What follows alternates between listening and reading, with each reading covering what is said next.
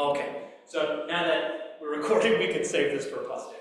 Okay, so obviously, some of you all know me, but for everybody that doesn't, my name's Kris Rucinski, and I am a piano professor, private teacher, and a video game enjoyer. Here's some of my gamer cred. You can see these are the video game systems I currently have and own, and I've enjoyed video games from the time that I was a child. In fact, the t-shirt that I'm wearing today is from 1993. So I got this t-shirt when I pre-ordered a copy of a game, Mortal Kombat, at Electronics Boutique. They're no longer around. But so my love for games goes way back, and that certainly wasn't anywhere close to the beginning. Ever since I can really remember, I was into video games.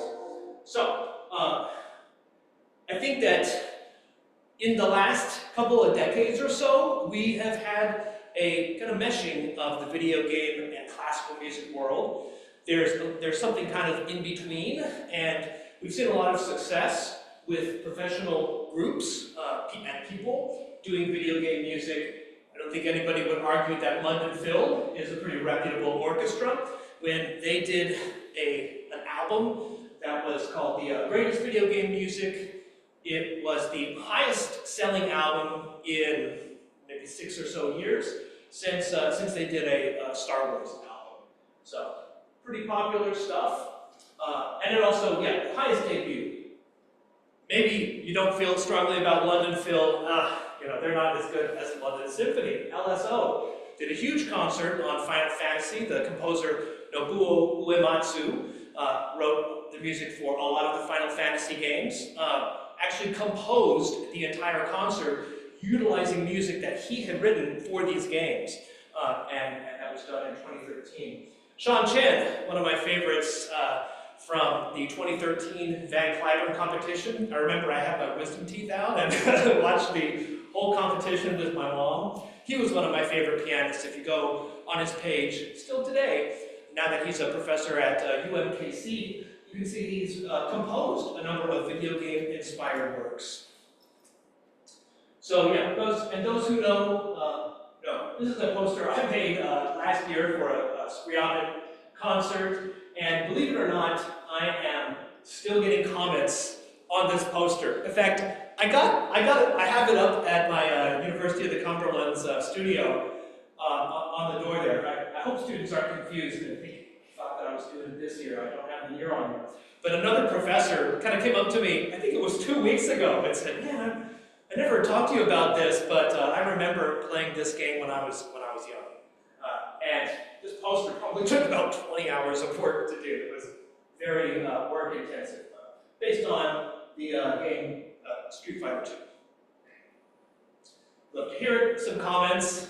I did not anticipate that the person that wrote this comment, who I wanted to anonymize, would be hearing this presentation today, but we love to hear somebody say, "Oh, it made me cry, I had tears in my eyes," or actually see someone cry, playing music for them.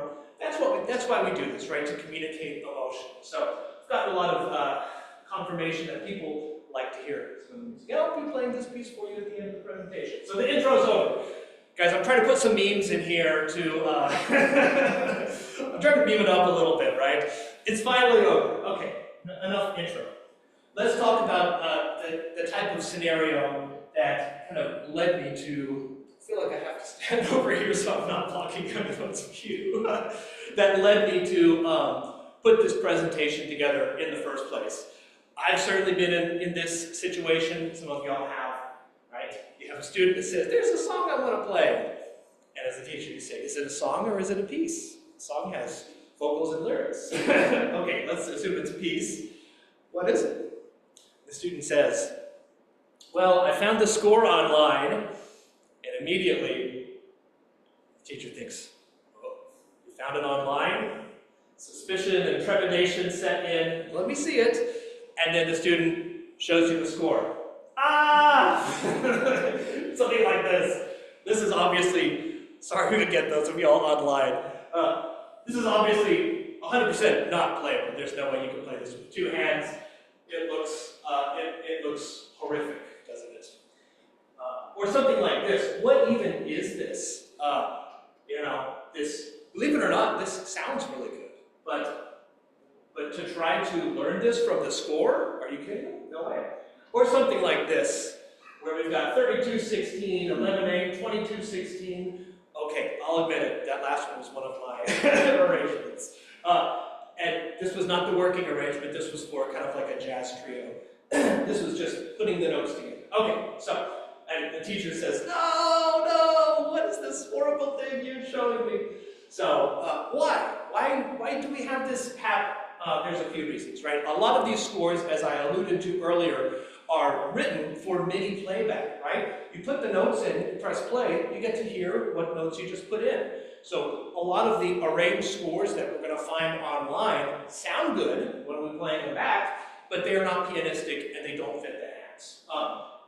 In some cases, the original isn't meant to be played on the piano in the first place. They're doing orchestral scores or chip tunes, which is electronic sounding music, or even in a case that I'm going to present to you in a few minutes, even if it's piano music, it might not be playable with two hands. And sometimes the arranger just wants to capture everything that they're hearing in the music. And, you know, believe it or not, a lack of professional composition study. I consider myself a bit of a composer, at least a dabbler in composition, and some of the rules of composition in order to make a score look good, I didn't learn for many, many years. And most people who are doing this have not had that type of interaction. They haven't learned those skills and techniques. I'm gonna tell you all some of the things that make the score look good pretty shortly. Appropriate leveled arrangements, right? Whenever a composer, a pedagogical composer, does a book of video game music, number one, it's limited. They're not going to do all of the music from every game, right? And number two, it's going to be expensive. So a lot of these things are paywalled or just unavailable for the game the student is interested in, or the track from the game that the student is interested in playing.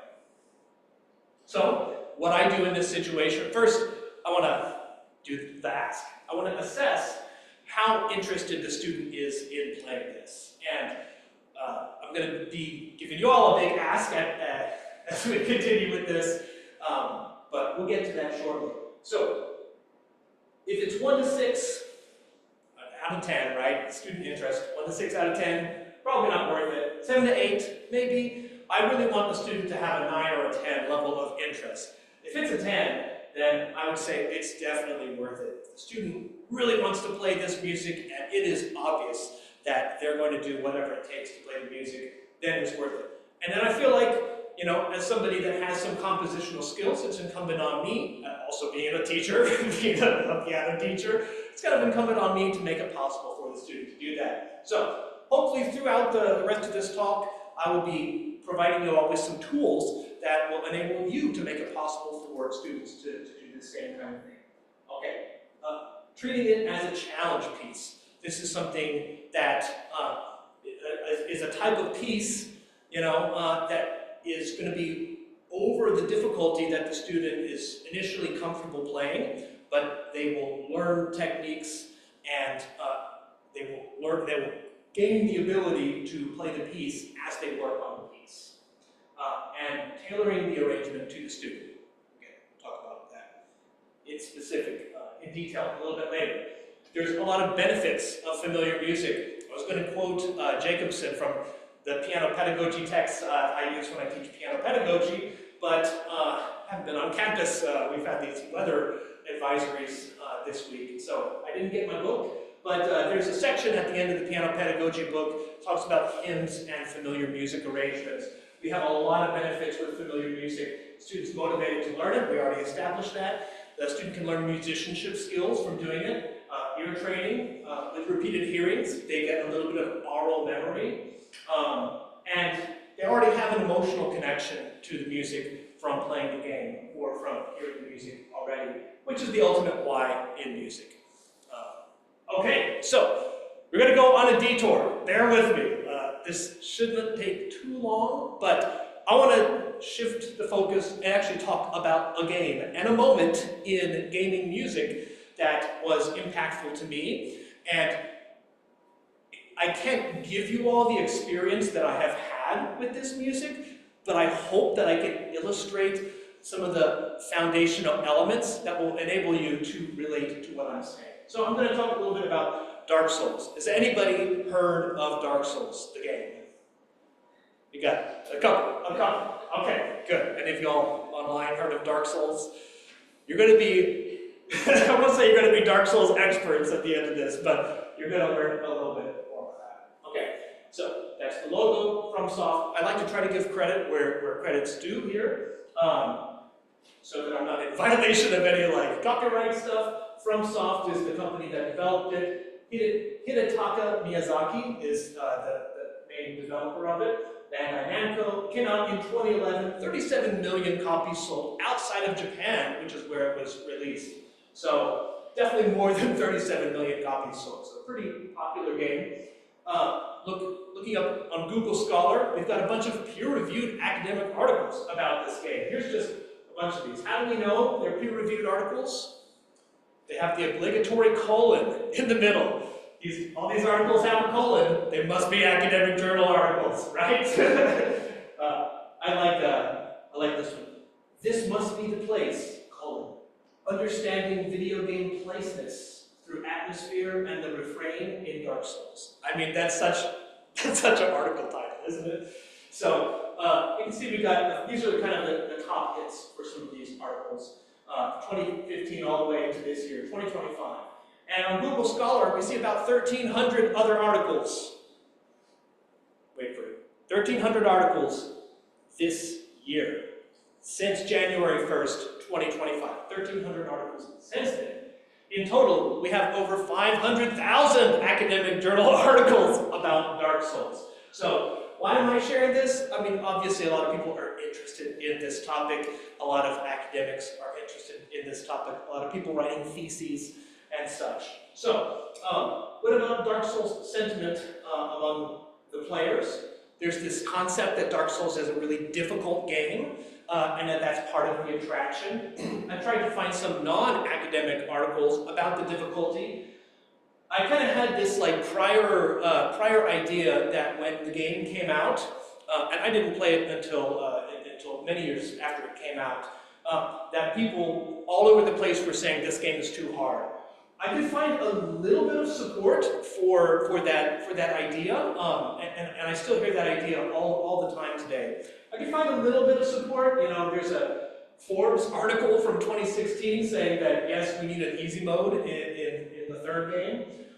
In 2016, PC Gamer said we just need to stop talking about how difficult the game is. You know, let's focus on something else. But I couldn't really find that many articles about. Other than what we're seeing up here about how hard the game is. I actually added this slide. I'm just going to read this verbatim. I added this slide yesterday because I was watching a YouTube video that had this quote, and I thought this is really good, really important to talking about this, right? So this person's talking about seeing videos of people playing this game for the first time, and I quote, "It is not a matter of delighting in their pain or agony. No, what's so great about these videos is watching new people go through the same journey that many of us have. At first, it's unlike any game you've ever played before." And here's the important thing, I think. There's unusual opacity, as the game doesn't explain that much about the mechanics, which is how you control things, or the story, or anything.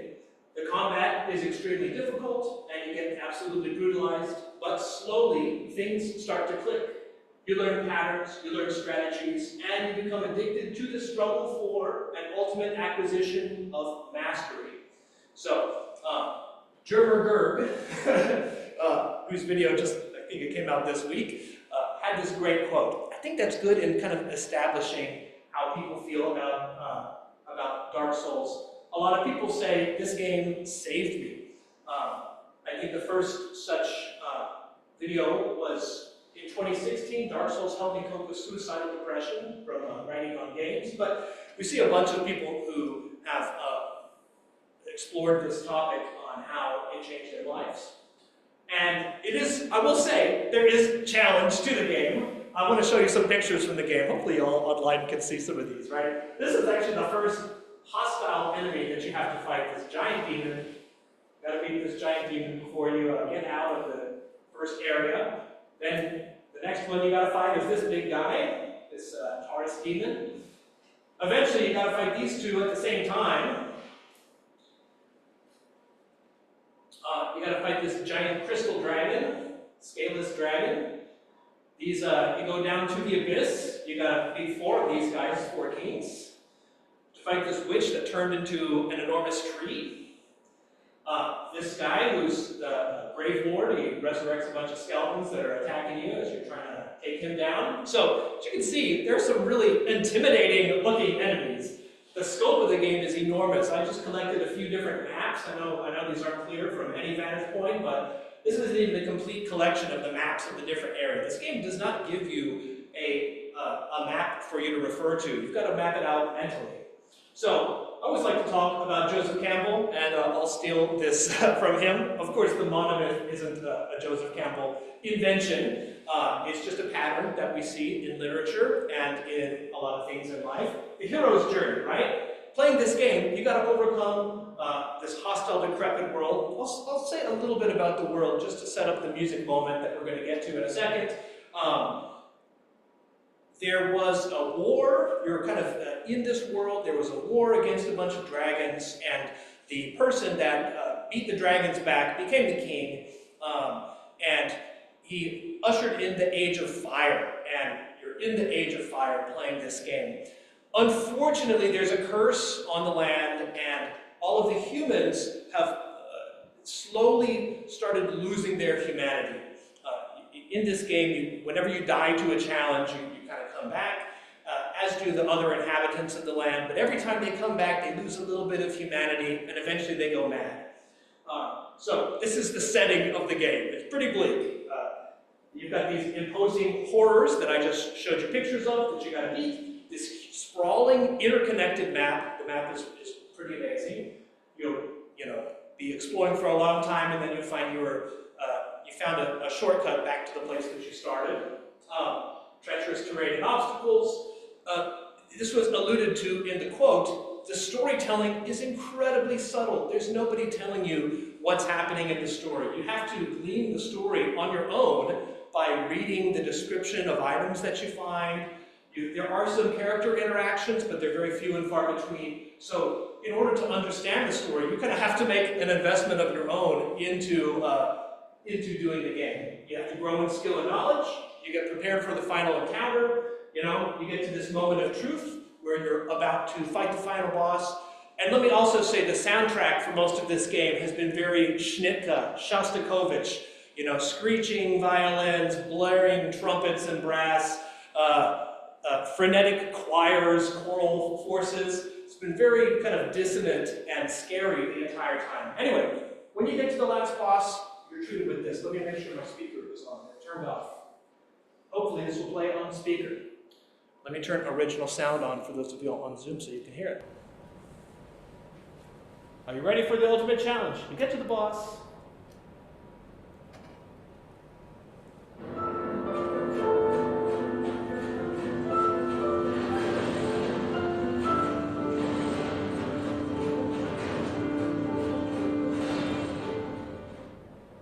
Okay, we'll come back to the music there in just a second. So, it's kind of a big surprise as a player to get to this moment and to hear this music, right? This epic orchestral and choral scoring has been replaced by what I would call sad piano minimalism. I definitely love piano minimalism. John Adams, Philip Glass, etc. Your emotional expectations are subverted in this moment, and there's this piquant philosophical realization that's being reinforced by the music. Essentially, if you beat this guy, you're going to have to inherit the role that he plays, and you're going to eventually become the same king and lord of the realm. So this had an immense resonance with players of this game. This moment in music, so much so that I'm comparing a few videos here. the video that I'm going to play for you all, 3.2 million views. That's a lot for a piano video, especially when we see good old Lola Ostanova. I always like to give a shout out to Lola playing this. This is actually an incredible performance of Rachmaninoff, Maman Musico number 4. And got to give a shout out Daniil Trifonov. Of course, shout out to Scriabin too. You know, playing this Scriabin etude. About 10 times the number of views for a piece of, I tried to find pieces of about the same length. You can see they're all about 3 minutes. So here's our listening example. I think we're good on time. So I was going to play this myself, but I thought this video has 3.2 million views. Let's hear what it's like in the video. So I'm going to play the video. Maybe next time I do this presentation, I'll be the one that plays it. What do y'all think? I should probably be the one playing examples. But anyway, here it is.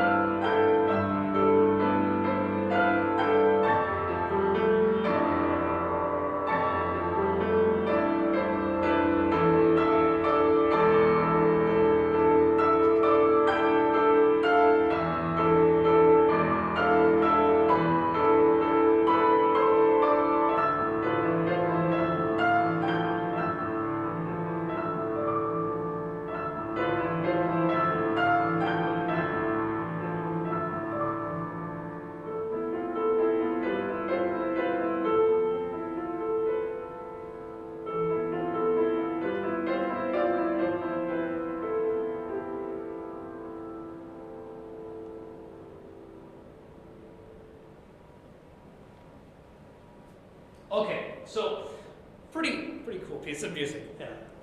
So how does this work? Why is this so? Why are people so?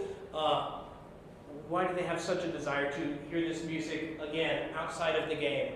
Right, the players of the game kind of have this shared experience of overcoming the in-game connections and challenges. There is a visceral aspect, like playing a game that's demanding, requires a lot of adrenaline and a lot of other brain chemicals are flowing, and there's a reinforcement of memory, and especially for musicians, there's kind of a reinforcement of that musical memory. The music instigates or enhances that recall, and also the style of the music isn't even necessarily that important, right? Different styles can unite players regardless of their own musical preference, right? Most people that played this game weren't classical musicians, but certainly weren't like early 20th century minimalist enjoyers, but the music still touched them in a way. So there's an emotional response. A lot of players have talked about this. I've got one more example that I'm not going to play. on the piano. We're going to show you. A lot of people have memed about it in the third game. In the final boss, about, once you beat the final boss, it's like, oh, surprise, you got to beat him again, and they bring the music back. That people call that the pling, pling, pling, plong, and that theme returns, and everybody got very emotional hearing that theme. And here's a couple. There's a meme I'll show you all about it. When it drops.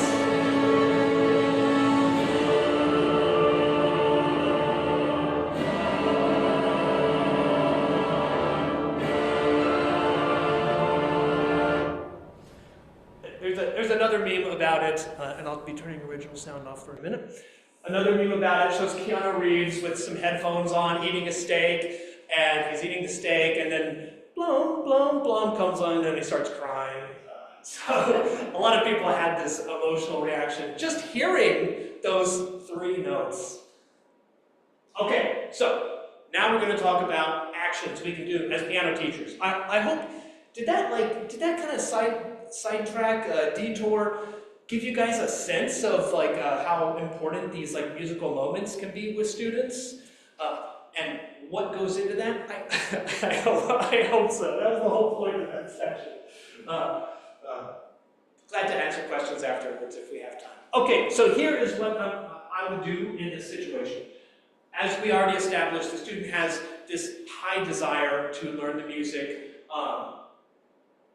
First thing I want to do is listen to the music, let me hear it and anticipate, right? Not all music is going to be appropriate for each student. How familiar is the student with the music? Have they beat the game? Have they played the game? Have they heard this a lot of times in game? There are some, I've had students say, "Oh, I want to play this," and I listen to it. No, ain't no way you're playing that. let's pick something a little slower, a little easier, a little less rhythmically complicated.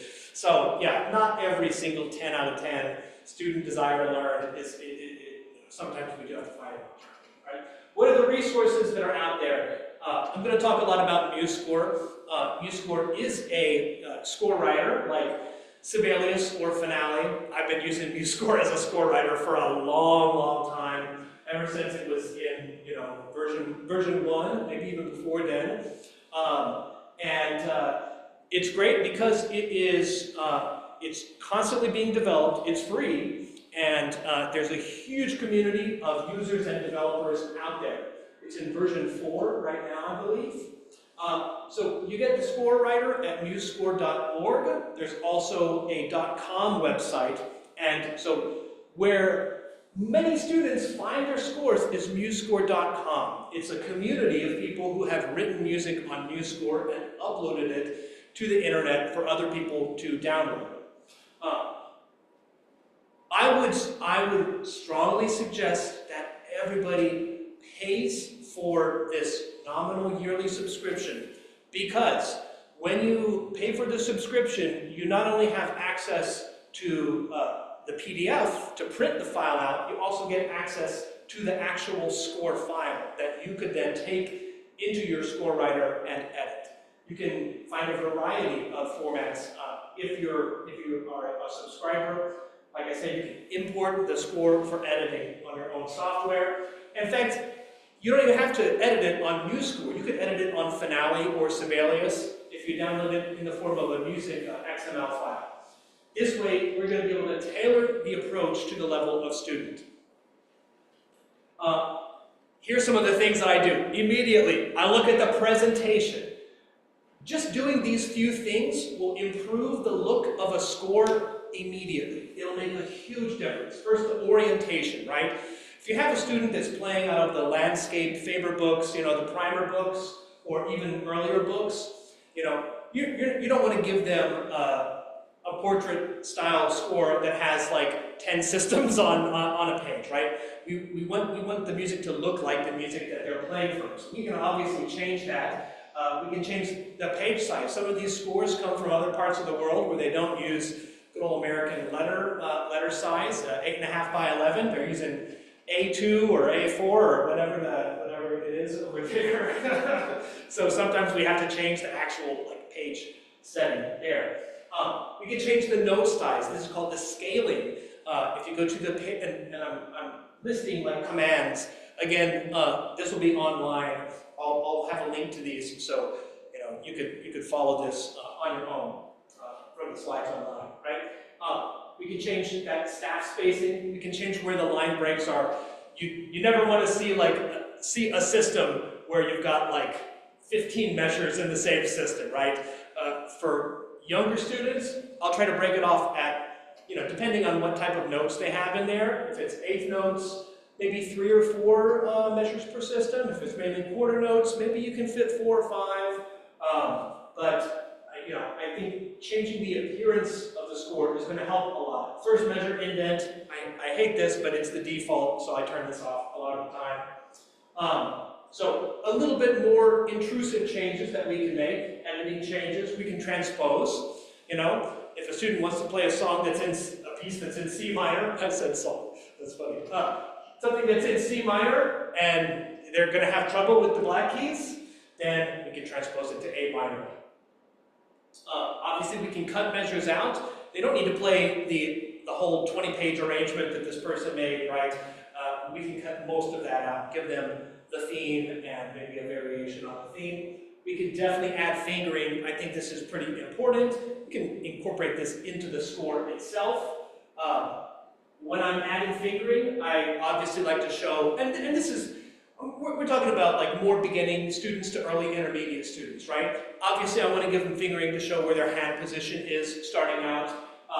If there are hand position changes, anytime the hand position changes, I want to show that.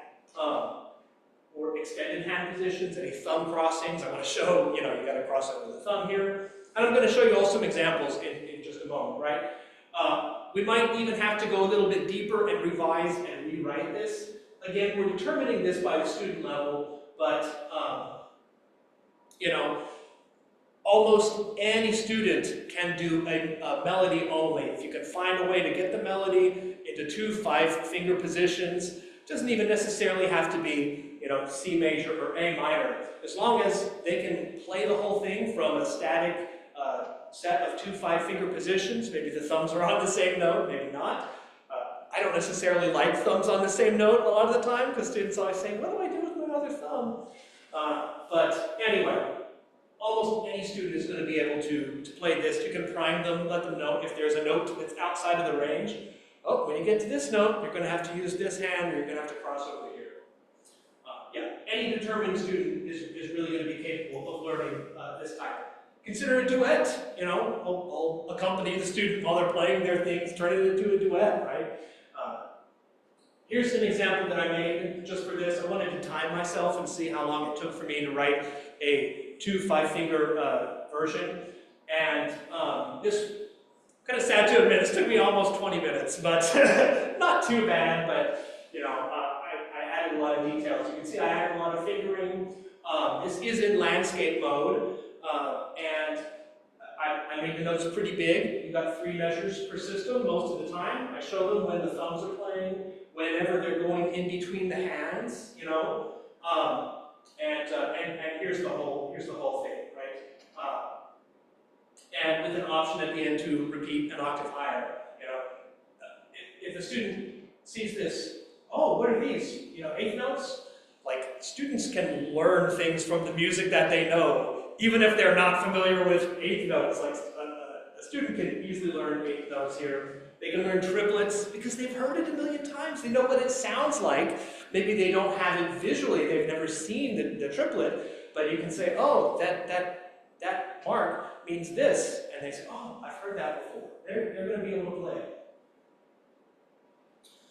Okay.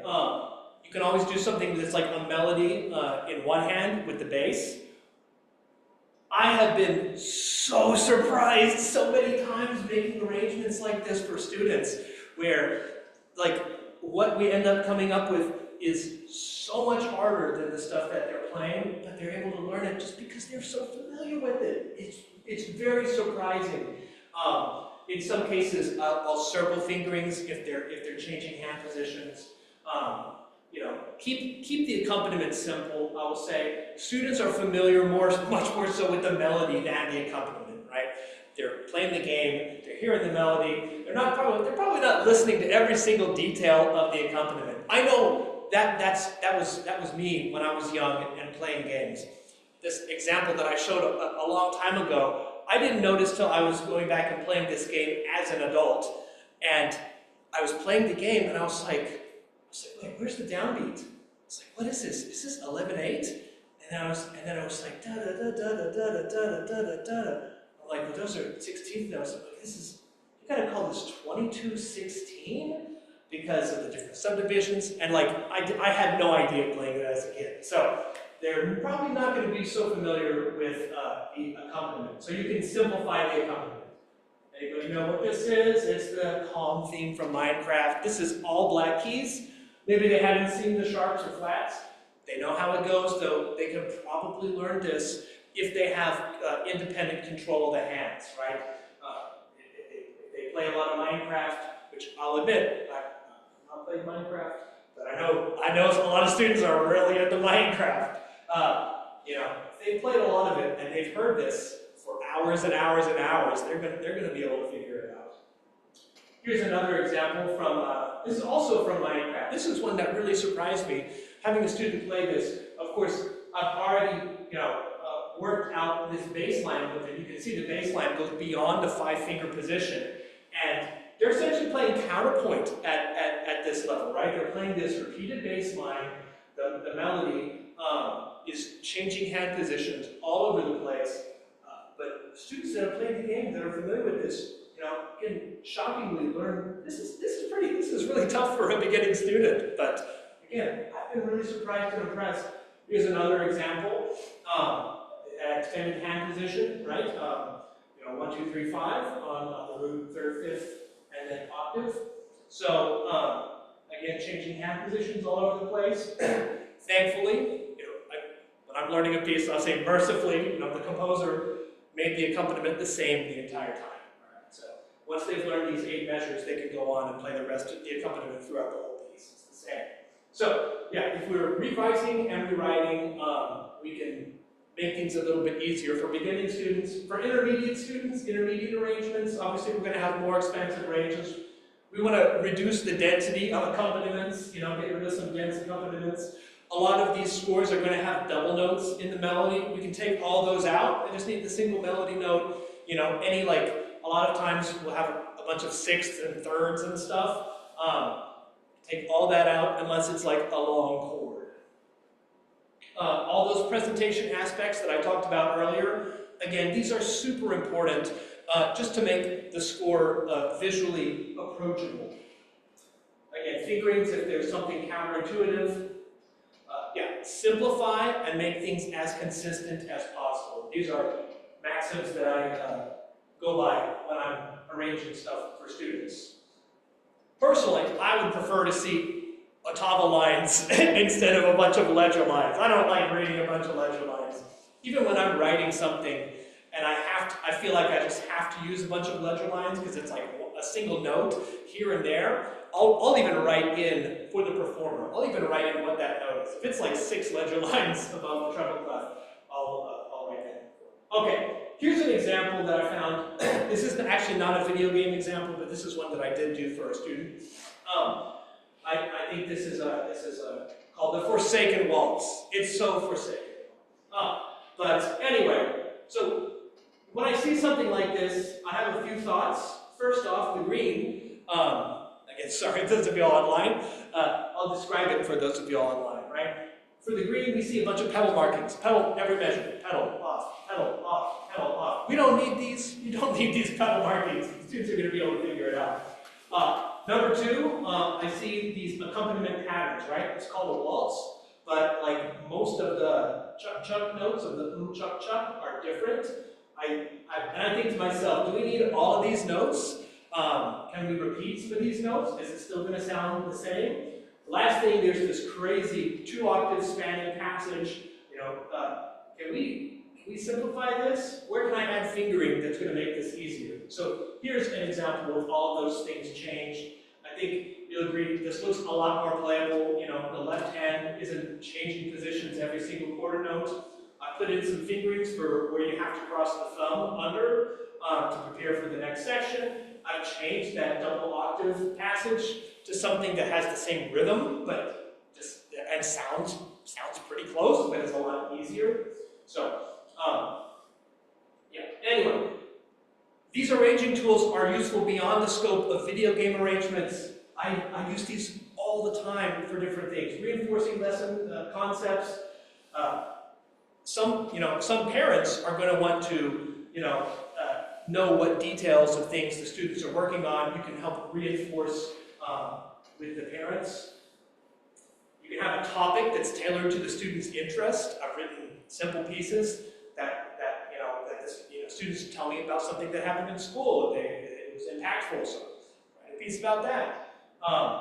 You can do lead sheets, introducing different chord symbols, arrangements for other purposes. Go through these really quickly. Everybody knows copycat. I'm being a copycat, but this one's called Facsimile Fox. So I wrote this. It's also in landscape, and it's basically a piece in the style of copycat, right? The student's playing this in C position in both hands, pretty much the same thing, right? Cheeseburger. Student used to really like cheeseburgers, so a little song about cheeseburger, right? Obviously, just muse score. Even sometimes adding some diagrams about where the student hands are. This student wanted to play Happy by Pharrell, and believe it or not, there was a way for them to play it from 2 5-finger positions, even though it's a pretty complicated piece with harmonies, and sometimes they had to play a white key, sometimes they had to play a black key, but there was a position that would allow them to play the entire thing. Here's that lead sheet example. When I'm scoring for choirs, like here we can see the Sanctus from the New Roman Missal, scored for 4-part harmony. You can do this in muse score too. It looks really nice, right? No stems or anything. So, in retrospect, video game music arrangement can connect the student's emotional experience to their performance experience. Students that have a high desire and interest have overcome some major challenges in order to be able to achieve proficiency in this music. There's a huge audience and community of video game enjoyers that'll want to listen if they play the music. A lot of people want to listen to this. I think it's worth investing in some arranging, practice in order to provide this opportunity to students of all levels. Lots of resources and support out there, and you can generally make some pretty simple changes to like the right score for a student. And advanced students can even learn some of these practices themselves. They can learn to do this and make their own arrangements of the music they want to play. And music good. I haven't even talked about this yet. The music in a lot of these games is really good. There is some excellent quality music out there.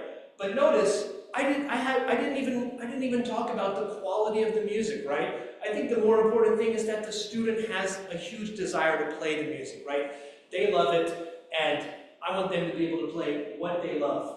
And we all do, right? We all want the students to be playing what they love. But in addition to that, there is a lot of really good video game music out there. I'm going to play some of that for you all here now.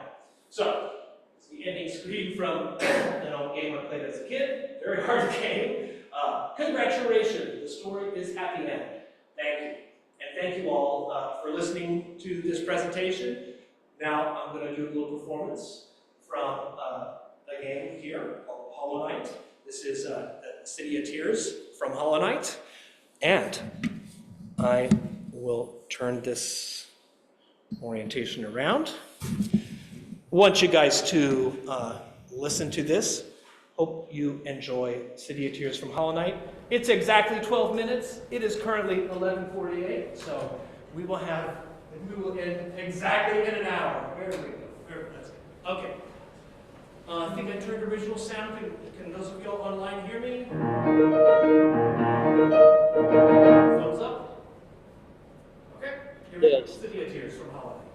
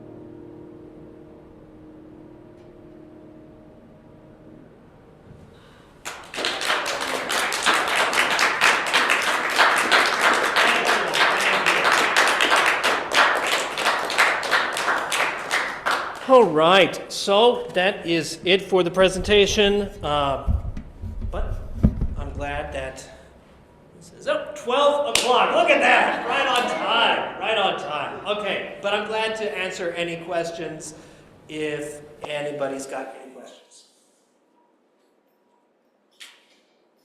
So any of your advanced students play that? No, I haven't written it down. I haven't written it down yet. That's all I hear. So that's really good. Do you have collection of all these arrangements, arrangements and music? I do. I keep a folder, and I call it Music for Students. And it's not just video game music. It's like all kinds of things that I've arranged for students. There's a lot of Christmas music in there, a lot of tailored Christmas arrangements. But yeah, I do. So would you publish your arrangement? I don't know. I would, whenever I have time to put some stuff together, I would be interested in doing that. Yes, absolutely. But right now, just give them to the students and try to keep them free. There's also a bunch of, unfortunately, there's a bunch of copyright issues, and you got to get this or that and stuff. So, for that reason, I haven't really looked into it. But I have a friend, actually, the piece that I just played for you from that City of Tears from Hollow Knight, one of my friends actually, I think, got the contract to write the piano arrangements of the entire game's soundtrack for, I don't know if it was for Hal Leonard or something like that, but, so that's out there. And of course I was thinking, I should have arranged these sooner, but, A lot of stuff to do in life. Any other questions? I do remember hearing a question about theory exams. Yeah, once again, no, we don't have the theory and musicianship exams this year. Any other business matters?